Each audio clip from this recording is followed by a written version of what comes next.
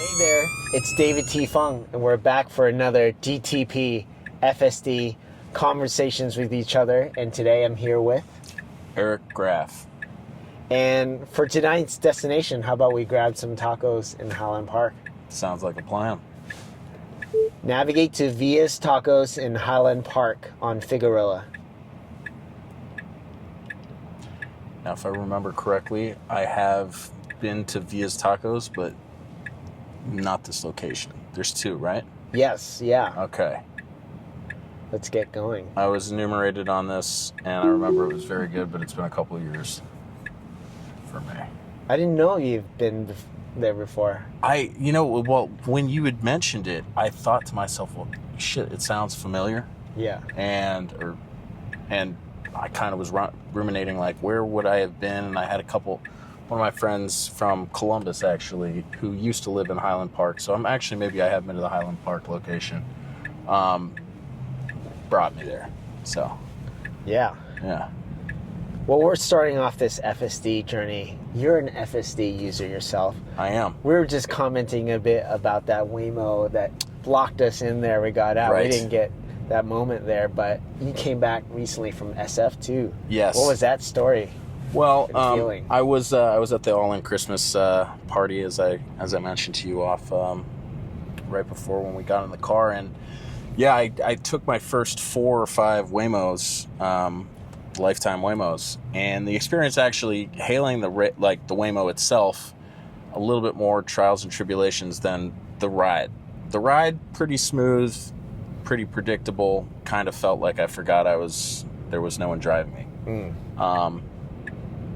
But the initial experience, having it meet me to where I needed to go, or I think it was like kind of an emergency middle lane that I had to walk across an active lane of traffic to get to.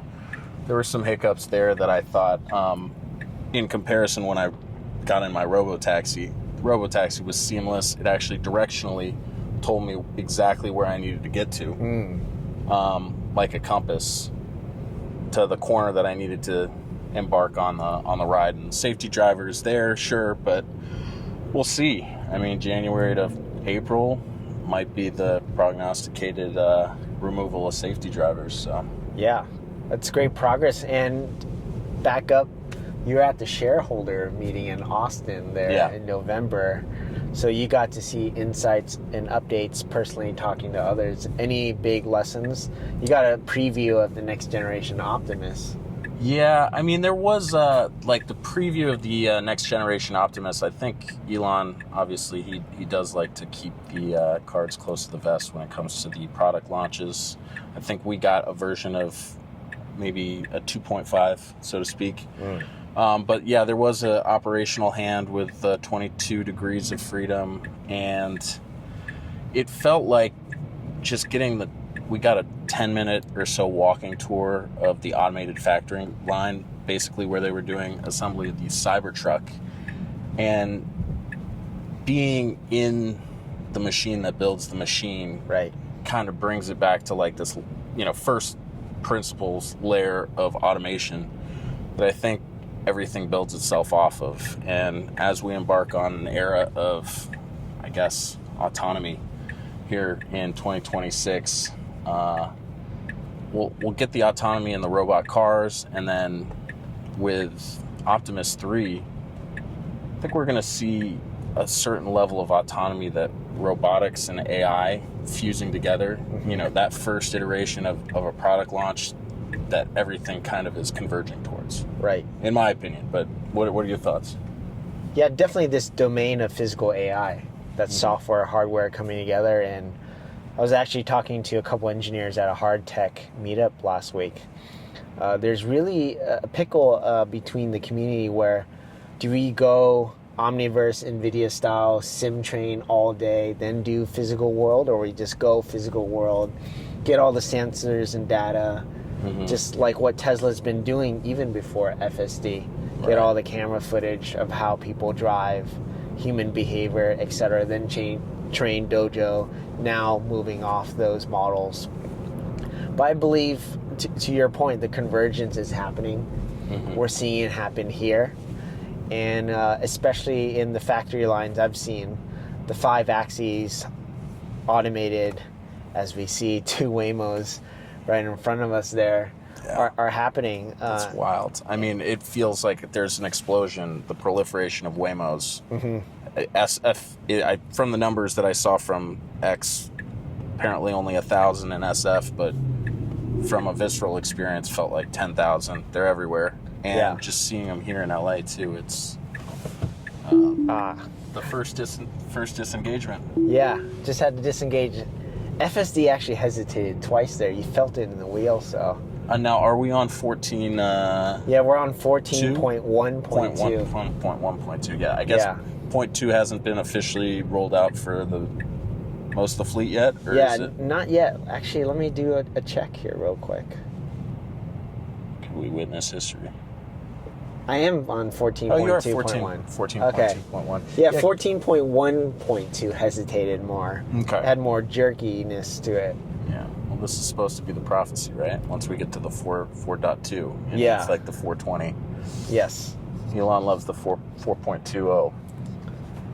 Yeah. I thought 13.2.9 was it. Like, that felt... That was definitely... Autonomy, no hesitation. Step change. Yeah. Yeah. That makes me wonder, like, what's the leap for 14? Is it beyond just parking in a stall? What is out? What else? What else is there? Yeah. Well, it almost seems like you're in a situation now where you can go from your designated, I guess, reserved parking garage space to a parking garage, say, Santa Monica Promenade, right? Right. Full scale, end-to-end autonomous delivery or destination driving. Yeah. But yeah, is there a different iteration where, say, you have autonomy even in spaces that don't have lane demarcations? Now, this is where I'm sure that Tesla's going to have an advantage over Waymo or Mobileye or some of these other autonomy competitors, just because it feels like everything is comprised of vision only iterations, right? Mm-hmm. So it'll be interesting to see where Tesla can maybe go live in India, or go live in rural China, go live in some of these, the Sahara. Yeah. Granted, you don't have the same sort of traffic obligations in the middle of nowhere, but in some of these complex environments, Times Square, I don't know if you saw that recorded drive, or Paris, I saw recently, there was this Parisian reporter who did a fully automated drive, and around Paris, you've got so many different levels of things. No line demarcations, right. People on bikes, the cobblestones, the roundabouts. I mean, there's so many different edge cases that the car literally just has to know what to do. Well, I've taken this Tesla FSD into Joshua Tree, where there are some roads that are just dirt as well. Even though there wasn't a stop sign, it still stopped at the intersection. Right. And it does really good without lines as well, because it tries to stay to one side. Right.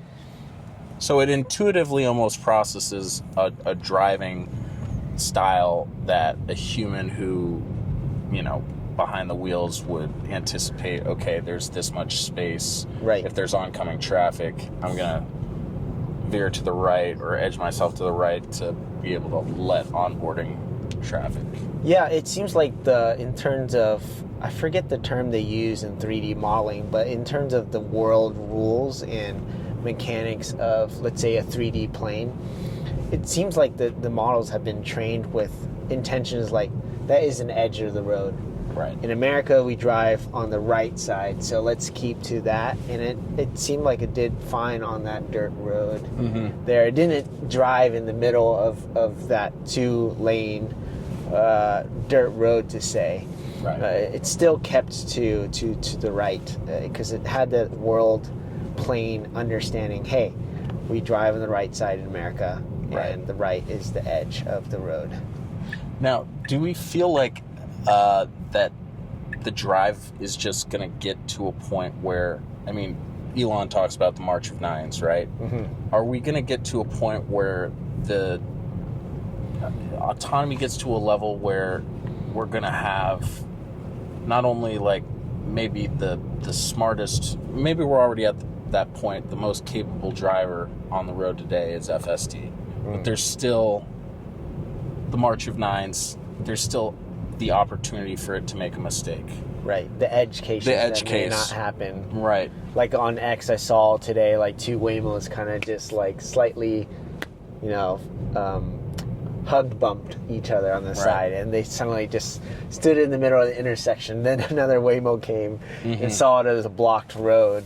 Right, but those were Waymos. Right, those are Waymos. I'm sure we'll hear a lot more when those are robotaxis. Yes. I feel like that'll be front page news, Reuters, WashPo, you name it. Yeah. That's why the operator is still important. You still need some type of surveillance system that checks on the commodity you're deploying out there as well, or the property you're deploying out there. To be honest, I as an everyday user, and you can see my score here for autopilot, I'm 98% a 98% user ever since the new update came. And so you can refresh that to be like almost like the last. So you've got this on 780 miles, right? Yeah. Okay, 800. Right. Since the previous update, and since 14.2. Okay. Yeah. So amazing. Yeah, 98%. The only edge conditions are like where my apartment alley is. It's really rough. Right. It's really GPS dependent, and for some reason my address apartment reads to the front of the street. Right. Because the front of the main street is 339. Interesting. It read that condition there. Couldn't tell. Well, there was that guy that was just hanging out, stopped, like he could have stepped out. And, yeah. See, even that perception, I'm not sure if a Waymo would have stopped for that. Maybe the Waymo would have just directly cruised forth. I do like the apprehension and the risk-averse nature of full self-drive. I do, yeah. But they're also, in coinciding with that, you've got the different levels. Yeah. Right? So you can go from hurry to... Mad Max. Right, Mad Max. You get this sense of... I mean, what do we have it on right now? Standard right now. Yeah, see, if we put it on hurry, I'm sure we get to tacos in like 10 minutes, not 20. Yeah. But I like talking to you, so... Yeah, right, exactly. No. This is... yeah. Well, we can hurry to multiple destinations. It can be a multi-stop affair, but... Yeah, I do like those guardrails, like you said, where it does hesitate to check. And it's quite a nice driver in LA. I'll let people go through the lanes, but to be honest, like the killer app is just get me there safe and let me be on my phone. I don't know if I would brand it that way, though. Maybe utilize a different language. The sell for the app is as I'm trying to think. The kicker. Yes. The selling point of FSD would be like, I could do my work. Well, text and drive, right? Drive. What did Elon, or was it Sawyer Merritt that might have posted? Elon mentioned that. Elon mentioned, right? Investor Day. Yes, he did. He did mention the text and drive. He did use the word killer app. Yes. It would be the end it all be all app. Yes. Like you could sleep, you could do work, you could talk to your wife. Right. Do debrief at the end of the day. You could take care of your kid. Yeah. As well. You could take a call. Yeah. Fully. Well, Jetson style. I think at some point they'll have to have like seats that swivel, right? Right. So you can just kind of directionally just hang out and have a little bit more of a communal setting in the car. Yeah. As well as a rotational out to the mainframe. And it'll be a spaceship at that point. Yeah, I mean we're getting to the point where autonomy, commuting becomes a luxury Mm-hmm. that everyone can afford Right. with relative ease. And what does that do to the dynamics of how people commute? How far do they go outside of the cities? Yeah. Because the ease of getting from A to B no longer takes, that stress of like an hour and a half, 2 hour commutes. A lot of people in big cities like LA, New York, they commute 2 hours into the city, 2 hours to come home. Right. That's 4 hours worth of like full brain, exertion and stress Yeah. that you're not necessarily going to have to deal with. What do we think? Like, how far off are we from press the button, we get to some level of generalized full autonomy where we've got a fleet of, say, 100,000 robo-taxis? Is it in 26? Is it in 27? I say we're at that tipping point, and Right. to add, I've seen the breakthroughs where my friend in Seattle, his dad is in his 80s, and he doesn't,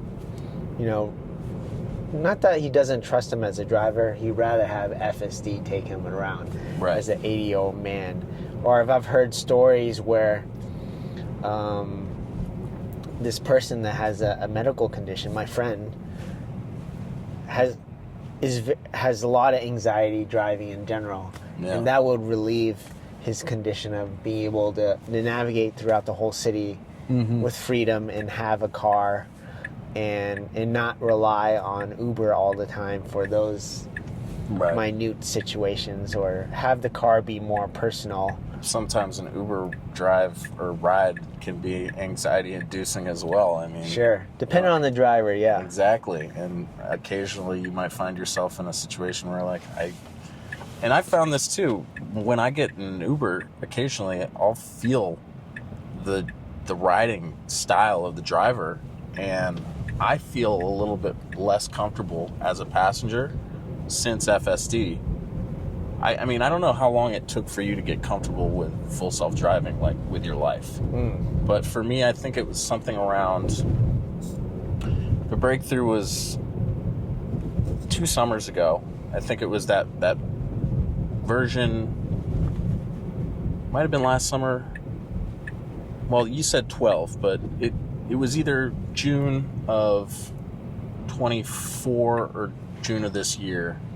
But I came back from Paris and I was in LA. Yeah. And I rented the Tesla I think it was a Model Y, because I hadn't been back to Ohio yet, so I hadn't seen the update, and I hadn't viscerally felt the improvement of FSD in, let's say, 6-7 months.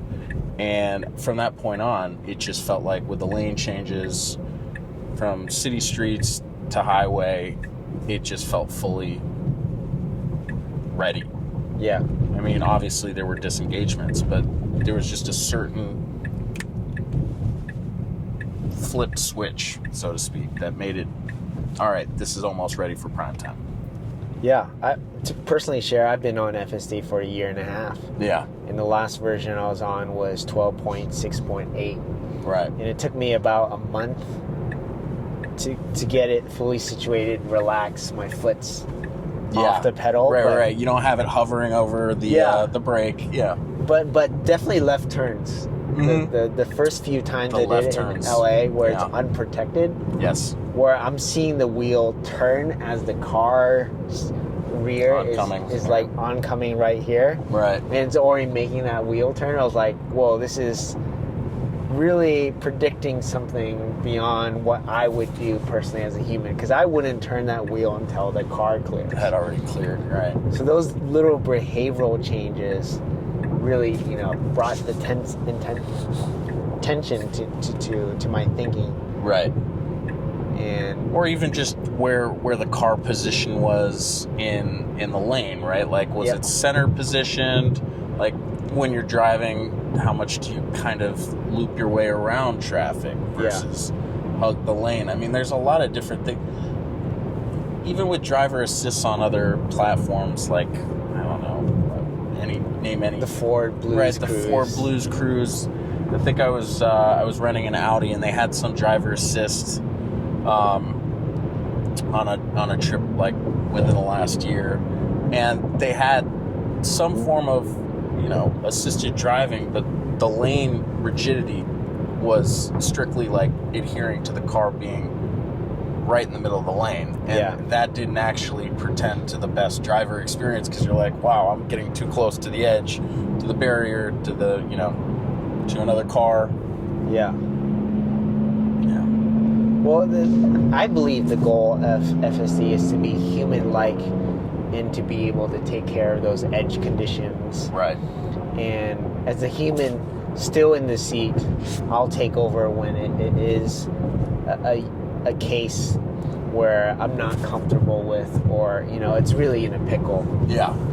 A bad pickle, to say. But FSD has gotten me out in a lot of situations as well. I was about to say, how many situations are we going to find ourselves in over the course of, like, knock on wood, I've had the pleasant experience as a driver of never getting into a serious accident as a driver. Yeah. Now, I've been a passenger in an accident, and they're terrible experiences. Yep.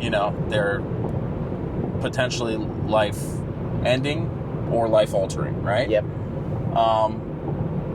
But how many scenarios, like, we've seen them on dash cam footages or the recorded iterations of FSD reacting in split seconds that humans potentially don't have the capacity to react to. Yeah. Right? Right. And I have a feeling that with 14.2 and beyond, we're going to get into scenarios now where, as the fleet starts to generally shift from, initially single-digit percentages to double-digit percentages of fully autonomous vehicles, you're going to see Teslas navigating around potentially, really, really bad collisions. That's just going to help make the case that even when we're talking about disengagements, I don't know how many more disengagements you're going to really have to make. Mm-hmm. I mean, I know it's still theoretical today, but when does that, in your mind, cease to be the case? I think by that point, it's human behavior and control. Right. For me, the cases I disengage in, it's because I don't feel comfortable. Because you don't feel comfortable, right? And it's like FSD is doing it too slow. Yeah. So it's that impatience coming in as well. Or you need to text somebody. Right.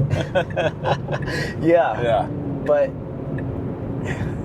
I'm at a point where I'm just waiting for the moment where I could just be on a long road trip and I could sleep. I was about to say. In the midst of it at all. And I was very close to falling asleep. And that's the thing that, forever, it's the one thing you just cannot do. Right. But I felt so unbelievably comfortable. And it was also very warm in the cabin, even though I do like the climate control systems in my Tesla. Mm-hmm. But it was just warm. Yeah. And I was on the verge of falling asleep because I felt basically my life was well cared for. Yeah. And you're in a relaxed I was state. in a relaxed state, right? Which, I don't know. I mean, I think we're really on the verge.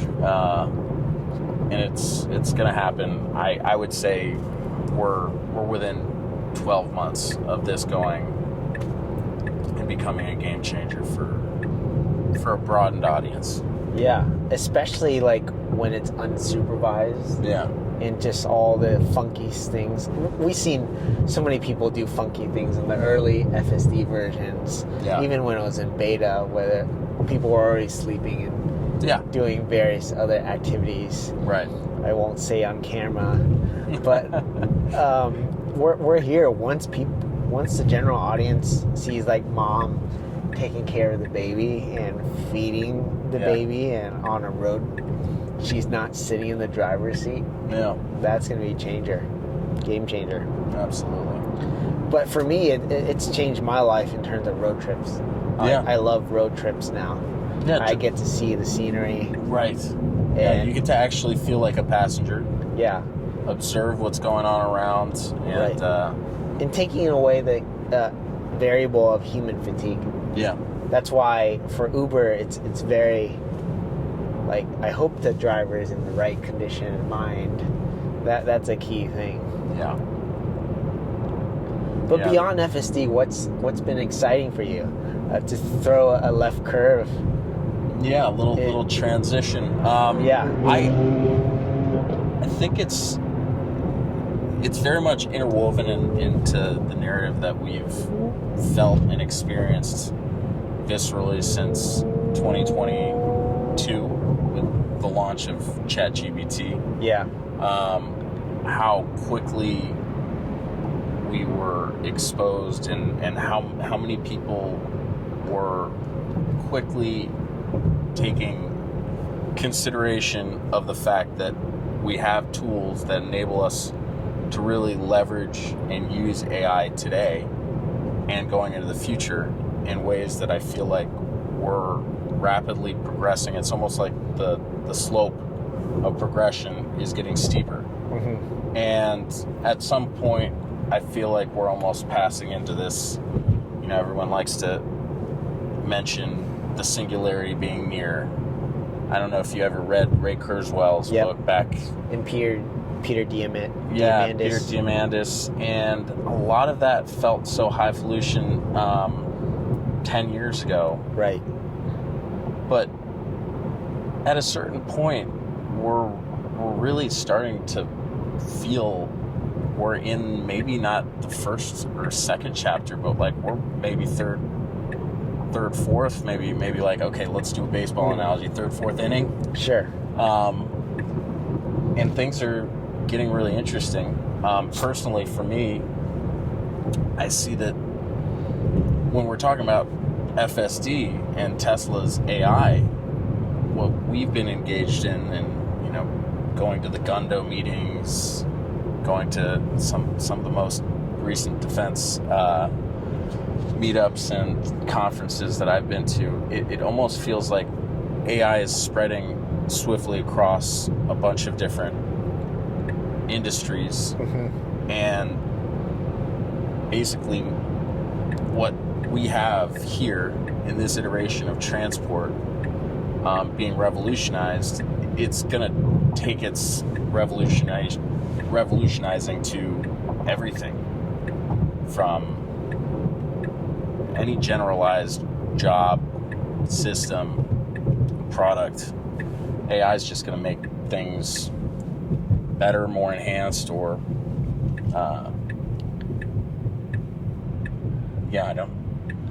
to add, it's people don't mention it, but it's really a step function of a computer. Yeah. It really accelerates so many things because it's fluid. It's ever being molded. It's not a brick, a single brick. It is really clay, and the valuable thing for it is data. It's an update to it. It's the continuous learning. And I do believe it might take a bit longer because a lot of the models are trained off the internet.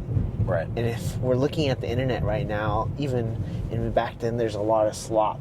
Yes. If you want to use that term. So it's been the term for the last 3 months. Ever since Sora and really, became that tipping point there. But I really believe, was it Andrei Karpathy that was recently on Darkesh Patel's podcast, where he says like AGI or superintelligence may take longer than we think. A decade plus, And he pinpointed that it's due to the fact that our models aren't trained with clean, intelligent. The inputs are important, right? Yes. So obviously, with all the considerations of what LLMs have been trained on, in the open internet, a lot of the baseline information that we have from the internet is either incorrect or has its own embedded biases, and naturalized language, they're the limiting laws to how much progress can happen from the language model itself. But now it seems like we're moving into the visual aspects and what Dojo represents and actual real,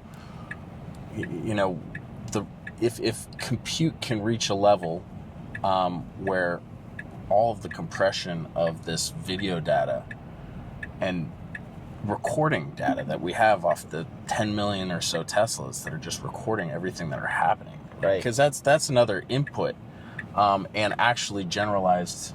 Oh, looks like we have arrived. Yeah, and it shows a parking stall. Do we take a pause? Do we take an intermission? Yeah. Let's get some tacos. Yeah, but finish your thought there.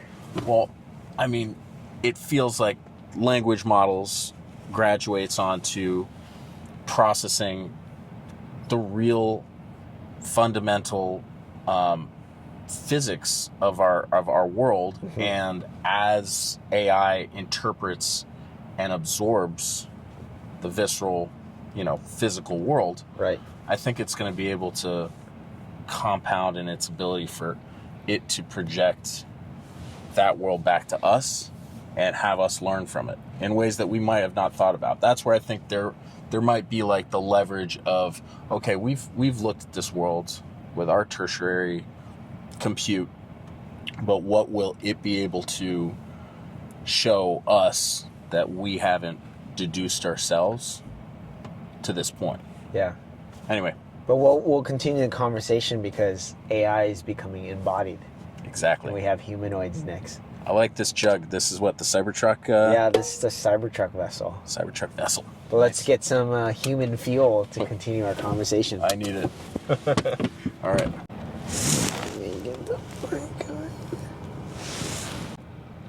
So we got our fuel, those Via tacos. Absolutely. And now the carne asada could not be beat. It hits with the cheese. Yeah, and the pickled onions. You tried that. Pickled onions were as well. Yeah, I would have not presumed hibiscus was such a good pairing with red onion. Yeah, but I discovered something new. But diving into who you are, Erik, and getting into tech in the world of investing, what was that spark or inspiration that got you there? Well, I guess, I was my junior year of undergrad. I believe it was spring semester. I watched a Bloomberg risk taker profile on Elon, and it blew me away that this guy is doing an electric vehicle company as well as a commercial space company, and watching basically the majority of people in this particular time period dismissing him or not knowing who he was outright. I was drawn to the profile, and having studied economics as an undergrad, I think it was my sophomore year, the Great Recession hit. It was an interesting experience to try and encapsulate what tech's position was in the bottoming out of that recession, and how much, I guess maybe you could even say the digital era of automation started to take a foothold. The iPhone came out my freshman year of college, and we saw, what apps came as right. The antecedent to the iPhone was Uber, Airbnb, essentially whole unicorn at that time to decacorn companies being created off this new technology. And so I would say, like, initially tech didn't really, I didn't come into technology. It almost felt like technology encapsulated and surrounded itself around my life and kind of interwove itself to the story that I was experiencing. Yeah. like that merge. You know, it's you still check to see if the Yeah, it's at night.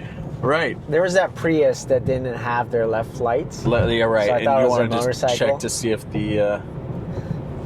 Do you feel like there's a different response with the motorcycles? Like there's a particular gap separation that in FSD mode that it gives more precautionary distance, or it does definitely give more leeway and moves out of the way if the motorcycle is lane splitting. Yeah. So I mean, I found out who Elon was, GFC. We had the iPhone, a lot of things that were pretty transformative during my undergraduate experience at Boston University, and I've also felt like being near that real, I would say, like concentration of academia, and it not to say it was Silicon Valley, but it almost felt like the Silicon Valley of the East Coast. A lot of innovation coming out of that space. I mean, Mark Zuckerberg with Facebook. But I guess tech investing, I didn't really get into Tesla myself as a shareholder until probably 3 or 4 years after I graduated. I think I got a commission check my first year in Los Angeles, and it was something I felt comfortable putting directly into Tesla. I had really strong conviction at that point. I think SpaceX had started its Falcon program, but hadn't fully succeeded in reusable rocketry just yet. Right. But I was watching some of the launches. Yeah, with Falcon 1. With Falcon 1, right. And it just everything Elon Inc. I was really becoming more and more immersed in. So I transitioned from being a fan to an investor over the course of 2015, 2016, became a shareholder, and naturally over the years I continued to learn and absorb and get myself immersed in what I could. And right around 2019, I believe the first run in Tesla really started that year. And that was very interesting series of months. Tesla had a nice little run up towards the end of that year, and then COVID hit. So I think I 10x'd my investment in Tesla, and then proceeded to get decimated. So it was almost like a jolt of let's say action. But by that point, I think the thesis really changed, and by the summer of 2020, Tesla fully rebounded to the position it had before the COVID scared the markets. Flash crash of COVID, so to speak. Well, the Tesla Gigafactory in, was it Shanghai, really went off during that time as well. That the Chinese workers were working around the clock. Yeah. That was key for Tesla as well, going through production hell. Well, going through production hell was Elon sleeping in the factory as they were ramping the Model 3, that whole sequence of events. And then, yes, I mean, Elon fighting California regulatory figures when they were trying to shut down their production during COVID. Yeah, Fremont. Yeah, Fremont was a huge scandal during that time period. But I think once people were starting to price in Tesla's ability to actually scale and successfully launch the Model 3, that put Tesla in a new category. And from there, that Tesla success got me thinking, all right, well, if Tesla can have that success, SpaceX, I believe, is next. I found through actually Twitter at the time, people who are putting together and attempting to, through a community of accredited investors, funds to list and buy into SpaceX. So I actually invested in SpaceX via Twitter direct messages. That's great. Initially. I dig that. Yeah. And that was my foray into getting into the private markets initially. But the Tesla, SpaceX, and then preceding that would, X.AI, Boring, Neuralink, everything that Elon essentially has founded, they've turned out to be incredible enterprises and seemingly have emerged to become market leaders. I think just the way he made the notion of first principles derived thinking to applied business, that now becomes the nomenclature that everyone, it's like saying the word flywheel. You hear founders all across technology and science trying to bring that sort of categorization to whatever they're attempting to sell or pitch. And I think Elon has really helped transform, in my view, a notion of where science, markets, and technology directionally go. Yeah. Well, it's also tackling the hard problems in physics. Right. Whether it's battery chemistry, the powertrains needed for the vehicles, the assembly lines. Earlier you were talking about the machine that builds the machine. Machine that builds a machine, or the factory is the product. Right. Now we're going to see all these starships just being churned out as they ramp up. Yeah. As well, and Cape Canaveral got their approval to launch there, so we'll see probably a couple launches there in 2026. Yeah. And who knows, I hear Vandenberg is next. I do think Vandenberg will be next after Canaveral. Yeah. It's going to be unique to see how much impetus Elon has to the infrastructural integrity of the way we build the future, not only future energy grid, but future transportation network. Mm-hmm.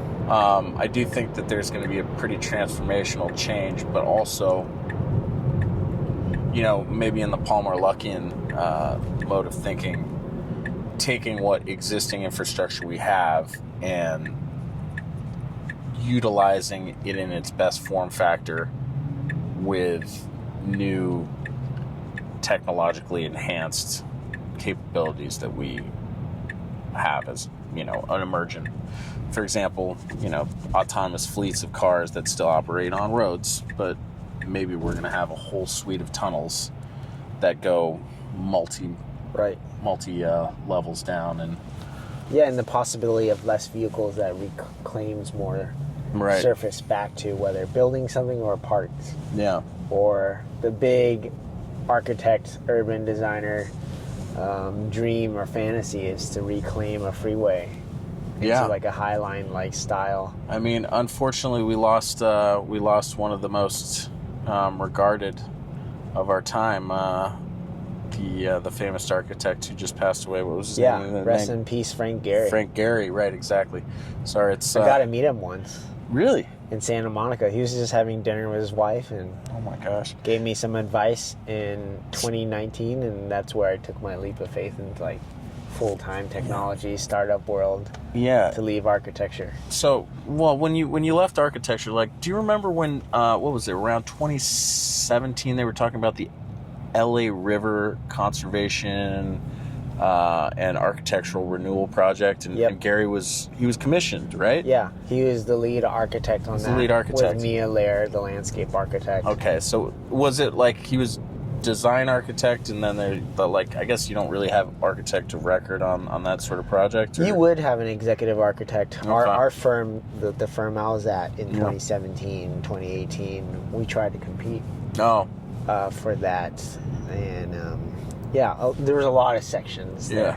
But the downtown area was the most coveted one. Yeah. And it was 26 plus miles to cover.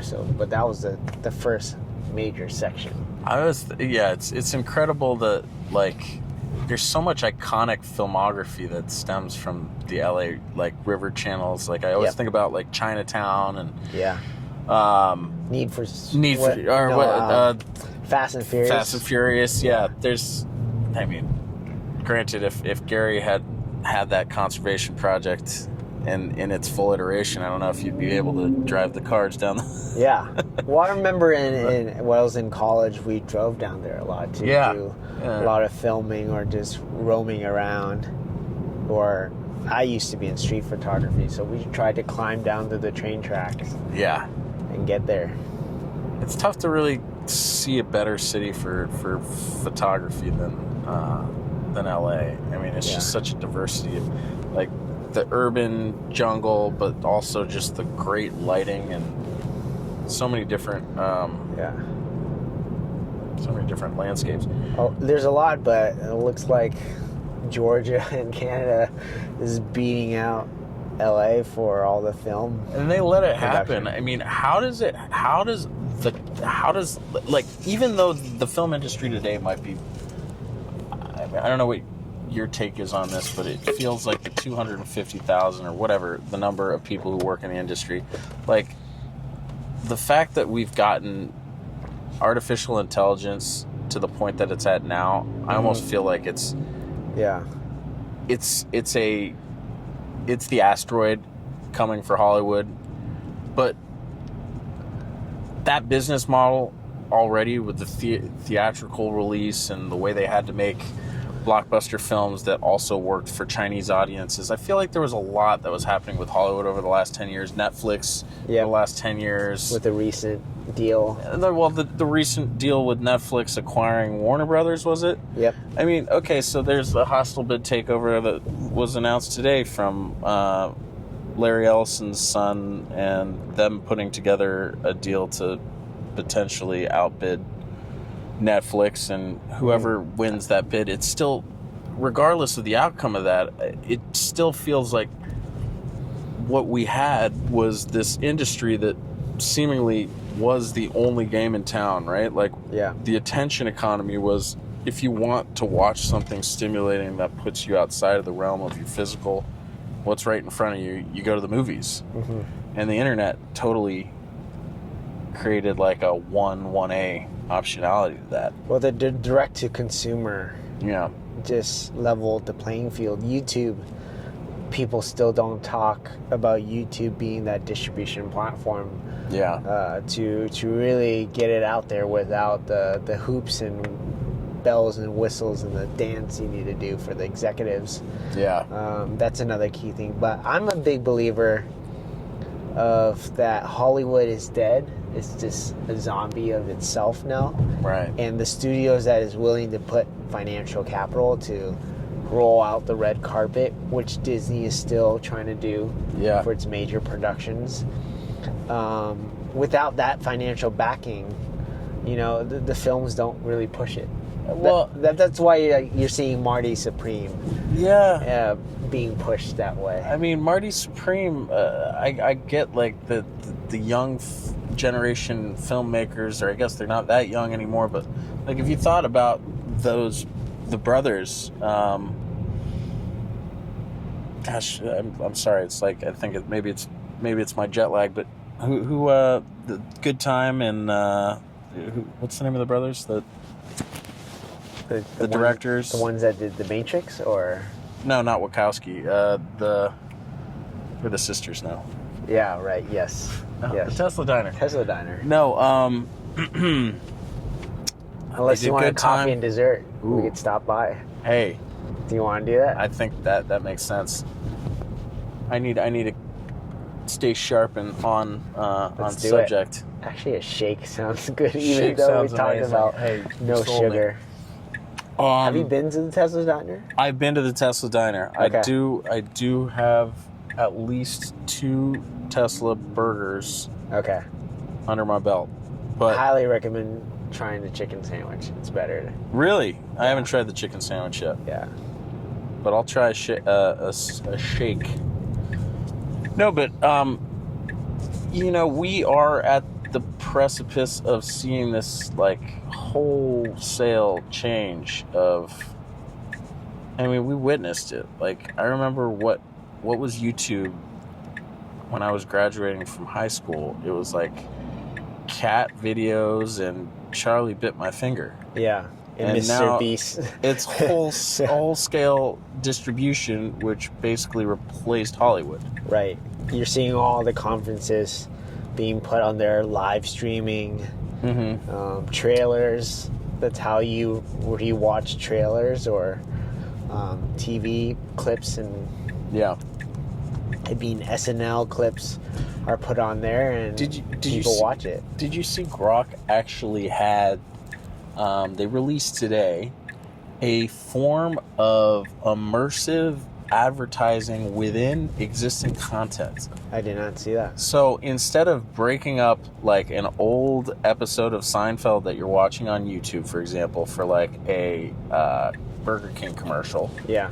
they literally rope in a scene with Seinfeld eating a burger, but it like, and then gives you like a link to the product, but it's just Jerry with a burger, Yeah. Burger King, and like maybe fries. Right. See the logo. It's like superimposed onto the actual show or content you're watching, and then you have a little link to the side, and it's immersive advertising. Wow. And that's what Grok. So I don't know if this is going to be some sort of hybrid licensure of old media, but I don't know if we ever have the commitment of large scale funding to content that, in a way we lost a bit of our culture with not having content that everyone consumes in real time to the same degree that we did growing up. Yeah. Like the program schedule. Programs scheduled, shared entertainment. And I think there's something that I will always, and maybe a lot of people of our generation will romanticize, but I don't think Generation Z or A or B or any of the preceding generations will have that experience. Everyone will have their own timeline or sub-world to participate in. Yeah, but what are the knock-on effects for that, do you think? Like, because we still have so much of our art that, and this is where I feel like there will still be a craving for like collective art, Right. The embrace of like the collective experience of going to a theater. Like, I watched Kill Bill, the 2-part series, at the cinema the other night, and it was a 4-hour, 2 movie affair, back to back with a packed theater, and I loved it. Yeah. I hadn't watched those movies in 10 years, and rewatching a Tarantino movie of that caliber in a cinematic experience environment, that's something that I cherish. I think it's great. I mean, that's what made me love movies in the first place. Yeah. And I think we'll always have that, but I just don't think it'll ever be what it was. Not to the same extent of, like, we have so many choices. Right. We could choose our timeline of when to play that. We don't have to follow the strict schedule of Hollywood releasing things. What strict schedules will we have to follow in the future? I mean, we're literally on this timeline where it seems like, and this goes back to like the Peter Diamandis, like Ray Kurzweilian like singularity. Once Elon started talking in singularity terms, just a couple years ago, I feel like it's scaled up. But like the idea of optionality to the 9 to 5, or the nature of work changing, what do you think that looks like? I think we get to choose our paths, and hopefully AI and our agents can automate a lot of things, and our humanoid will just bring the tasks that we need to solve immediately. We'll have those machines work on our behalf, and we'll be thinking, strategizing, creating, and doing things that we enjoy the most. But most importantly, we get to opt in or opt out of the adventure. So, not saying everything will be WALL-E and simulated. No, but does it feel like, I mean, we're literally sitting in a car that just drove us to a diner, a new era diner. Yeah, and but we're watching a classic movie from the 1970s, because we cherish like something about the cinematic quality and like the blood, sweat, and tears that went into that production. But like our production, or the blood, sweat, and tears of this generation's production, is almost like the vehicle.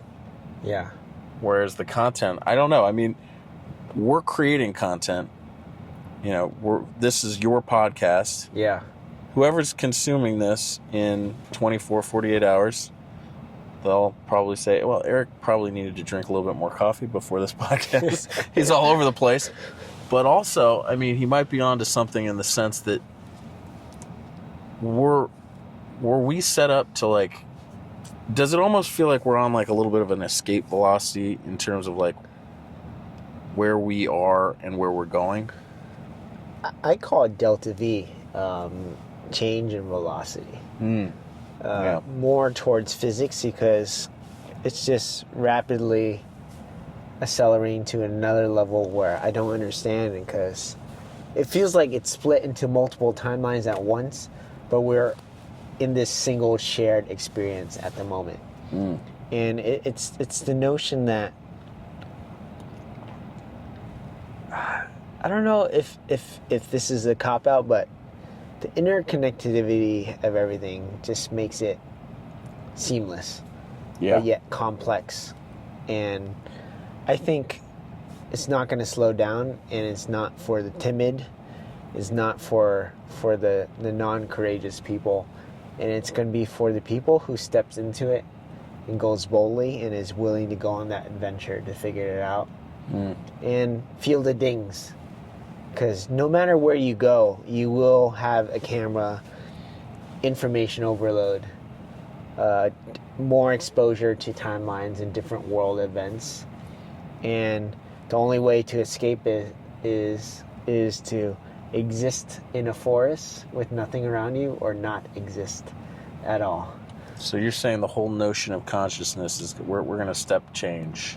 Yeah. In terms of our physical tertiary level. Like, I do think that the notion that we'll have a screen, augmented reality is something we quantify or categorize this, maybe what we're moving into.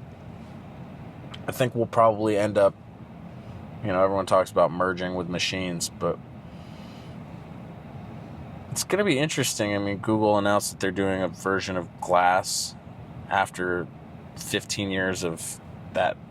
15, way too soon. 20 plus years, yeah. Yeah, and I remember that was also around the time I graduated college. I think it was must have been in Tribeca or the Village, or somewhere down in Lower Manhattan. They had this Google Glass promo like pop-up shop. I was just like, at that time, it didn't translate to usage because people had such a strong aversion to being recorded. Right. It was far-fetched. The smartphone was barely taking off. I mean, we had an iPhone for that time, like already. We were 4 years into the iPhone era, but the camera was low-key. We didn't have the evolution of 2 cameras and 3 cameras. Right, but like the idea of like the first time Snap, what was it, the spectacles, Yeah. and I guess Meta's first, glasses. People really had an affront to, what are you doing with cameras on your glasses, and why are you recording me? I don't consent to that. Yeah. But in the world we're in right now and where we're going, it's just like you said, we're not going to be able to live in a world that doesn't have that constant sort of, I wouldn't want to call it surveillance, but I think the augmentation of sensors and and recorded live action monitored world. Society, yeah. I mean, there are people in LA that record every second of their life and upload it. Well, wasn't there a Black Mirror episode about the people that had like the contacts? It's in their eyes. Or it's in their eyes, right? And it's just like the playback. Yeah. In their memories. Yeah, and that to me, I feel like a version of that could iterate itself. I could see the utility in being able to recall certain live conversations. Yeah. And I find myself sometimes recording conversations I have just so I can play that back and categorize it and know what some of the high level information you can get from a conversation. But yeah, well, I'm a big believer that human nature is constant, everything else is ever changing. Yeah, so it's going to be up to us and our intelligence and choices that we make, and to the point of Black Mirror, that was really more about human nature and the extents that we'll go to. Yeah. And the technology was only that substrate or vehicle to really exacerbate the situation. Yeah. For instance, in that final scene of where the iris scene, it was really, the wife and the husband, well, the husband replaying all the scenes to determine, the orientation of the baby and when that happened, and the confrontation with the wife, and all the memories being played back. Yeah. Yeah, it's. Do you think we're equipped? Like you said, there's a nature, the nature of man. Do you think we're equipped to be able to process the type of information that, I don't know, I feel like the onboarding of information today is compounding. And you can sift through a lot more information a lot more quickly. I think people are probably getting PhD level educations without realizing it. Exposure, at least, because there's a certain level of mnemonics and brain training and memorization and retention that I think you leave to the wayside. But as you augment your capacity to access information, the requisite or the necessity to have that recall goes away. But your actual aptitude and ability to navigate complex subject matter, I think a lot of people have been onboarding way more information today than at any generational point in modern civilization, recorded civilization history. And where does that lead us? It feels like if we're still limited in our humanity and our baseline expectations for life, are we prepared for what's coming? I don't know, but I believe we're finite and frail and decaying. Yeah. Unless Brian Johnson has the pill tomorrow. Well, no, I mean, we're decaying, but we might be decaying for 150 years rather than 80. Yeah, 150. Like they're already talking about like baseline. Okay, you can expect we're good for 150 now. Right. Our parents would be middle age now. 70, right. 80. Yeah. Well, we'll push the 90, 110 plus mark of things. Yeah. And into the notion that I believe we'll come up with the strength somehow. Like for our kids Or will be adaptable. more resilient. Yeah. I've seen my nieces and nephews like multitask with TikTok and play video games all at once, and those are two overloading timelines. One is on Call of Duty. What are they going to be like? TikTok. Yeah. And I just wonder how their brain will develop and wired things, and it's going to create interesting and bad side effects. For sure. Like, we're the weird millennial generation that's in between things. And they're even weirder. Yeah, like we can have the speed and the nostalgia and the aptitude for analog and digital. Are we the bridge generation? I believe so. But like, I mean, I like thinking about my parents. They're boomers, right? And we're the generation where the boomers will rotate. Into we might millennials. even be the bridge generation for like Generation X. Yeah. Right? Because like the boomers are, yeah, it does start getting into some really interesting. Yeah, it gets into some really interesting idea space if the generation that was born in the last 5 years with screens, like, are they just all going to be like autistic on the spectrum, socialized to a degree that do they resonate with humans the same way, or does it, I don't know. I think they're going to adapt in a way where we'll see a lot of failure points in human society. All right. Like, I'm teaching my nieces and nephews how to say hello to people Yeah. and give a proper handshake. How old are your nieces And and nephew? one is 5, another is 8, and Okay. another is about 11, and I have a couple in their puberty, early college days. So the younger one's struggling with the socializing, or is it the older? The younger ones. The younger ones? Yeah, the Okay. ones that are really on the timelines. Okay. And Because I have a 4-year-old niece, and my sister limits her screen time extraordinarily. Yeah. But I think, like, there's going to be a lot of anomalies in that generation. Right, There's going to be for sure. that kid who's a hustler. yeah. I don't know if you saw on TVPN, there was that 14-year-old kid that applied to Y Combinator. I did And see that. and he came from Australia, so I did see you're that. gonna have a generation of kids that are so hyper online and keyboard screen focused that they're That gonna is- be coding masters and AI agent juggernauts, and the other ones that are just, for lack of a better word, plugged into the hive mind system and really locked into the timelines, which sucks out their potential. And their ability to build those skills to either code, socialize, or be entrepreneurs. Yeah. Yeah. Should we get that shake? Yeah. Shall we wrap it up here? Yeah, let's do it. I was going to ask you real quick, rapid fire. Are we in defense tech bubble? Ooh. Well, I thought it was interesting. I guess yes and no. I think there is definitely a lot of people in mainstream press, or I would say maybe the established press, who have attempted to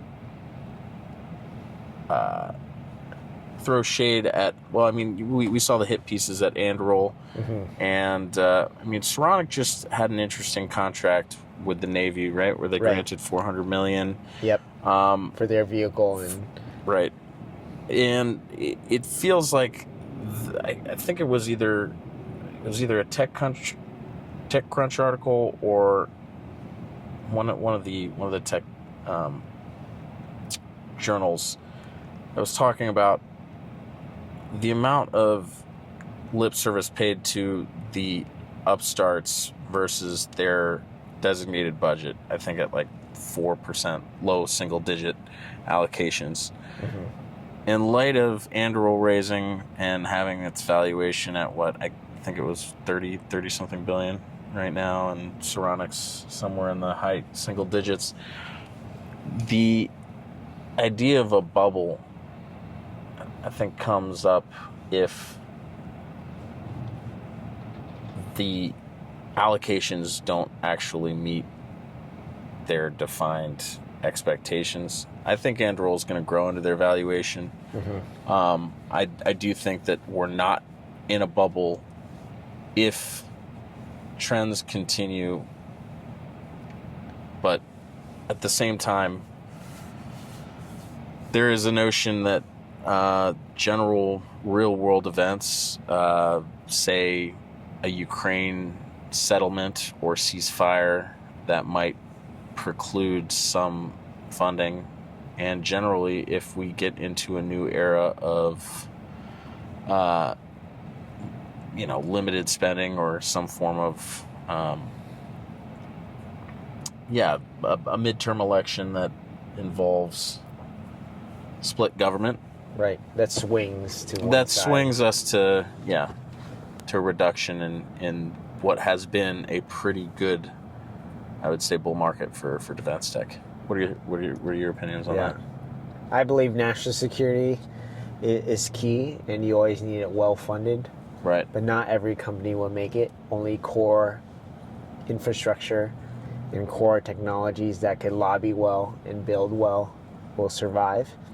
But I do see a lot of the smaller checks or mid-sized companies not making it due to the nature that government contracts are limited. At this moment, the appropriations and acquisition cycles, those financial year budgets are once a year. Not everyone's going to get on the list. All the SIVers and various other contracts of 1.5 to 5 million will not be enough for companies to survive. And a lot of people will rotate out into more infrastructure and back to software. I think there's a sweet spot, though. You have to look at the companies that have a really good knack for understanding where they can be spread across the commercial and the government domain. Obviously, you could say Palantir has exuded the success of the decade, right? In being able to, not as a startup, but a 20-year overnight sensation. Dual-use technology, I think, will always preside a degree of favoritism for an investor over strictly defense, just because the TAM is larger. Sure. And in that sense, I do believe we're going to see a large room to run for dual-use operators. But I think we will see historically booms and busts and cycles where politically it might be favorable to raise in certain climates, and cycles where it's not as favorable because it's not hot. And that, I think, is just the nature of the investment thesis, maybe not necessarily the historical reality or the necessity. So I'd say we're probably in for a bull market with the realities on the ground. But yeah, do used to be a saving grace for some, but not all. Yeah. But I believe in America. I love this country. Yeah. And we need to develop the technology because we have adversaries in other countries that are working really hard at this too. Right. Yeah, and that will not cessate. So we have our work cut out for us, and I do believe as studious investors and participants in this ecosystem, we got to be able to be good stewards of the information that we share and how we network with people. Yeah, and this is not financial advice. It's definitely not financial advice. Yeah. So let's get some sugar. Last question, though. Yeah. If you owned all the billboards in Los Angeles, what would your word? I would say to be? the Anduril guys, just come up with something creative because you guys are killing it. You're just give it all to me. I mean, no, listen, what they've been doing, it's just the anti don't work at Anduril thing. It's great. It I mean, you have to have, and it really exudes Palmer's ethos to the degree where it's like, okay, we're not going to be the world police. We're going to be the world's gun store. And as an effective steward of a profit maximizing soon to be Fortune 500 company, you know, he resonates in his ability to deconstruct what has been a very taboo point of failure for people. That's probably why Palantir took 20 years to be where it is today. Mm-hmm. You can't succeed in the Valley, or couldn't succeed in the Valley, by saying we are here defining the leverage that America needs to have in order for it to remain a free and independent nation. Right. Yeah, he had 2 I told you so moments. Yeah. Which you were at that event when he talked about the free press. Yeah, with Barry. Yeah.